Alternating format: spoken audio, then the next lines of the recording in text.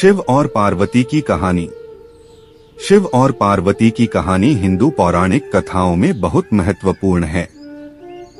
यह प्रेम, तपस्या और भक्ति की एक उत्कृष्ट कथा है।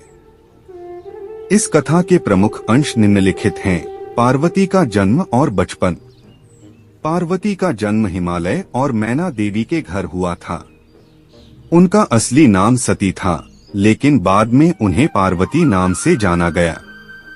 सती ने बचपन से ही भगवान शिव को अपने पति के रूप में पाने का संकल्प लिया था। सती का तप। पार्वती ने भगवान शिव को प्रसन्न करने के लिए कठोर तपस्या की। उन्होंने कई वर्षों तक केवल पत्तों का सेवन कर तप किया। उनकी तपस्या के प्रभाव से भगवान शिव प्रसन्न हुए और उनके सामने प्रकट हुए। शिव और पार्वती का विवाह। भगवान शिव ने पार्वती की तपस्या से प्रसन्न होकर उन्हें अपनी पत्नी के रूप में स्वीकार कर लिया। उनका विवाह धूमधाम से हिमालय पर हुआ। यह विवाह पूरे संसार के लिए एक दिव्य घटना थी। शिव और पार्वती का संग। विवाह के बाद शिव और पार्वती कैलाश पर्वत पर रहने लगे। उनकी जोड़ी को आदर्श दंपति माना जाता है। उनकी कथा से हमें यह सीख मिलती है कि सच्ची भक्ति और प्रेम से कोई भी उद्देश्य प्राप्त किया जा सकता है।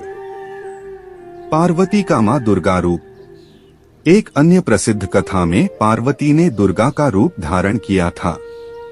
यह तब हुआ जब महिषासुर नामक राक्षस ने देवताओं को पराजित कर स्वर्ग पर अधिकार कर लिया था। पार्वती ने दुर्गा का रूप लेकर महिषासुर का संहार किया और देवताओं को मुक्ति दिलाई।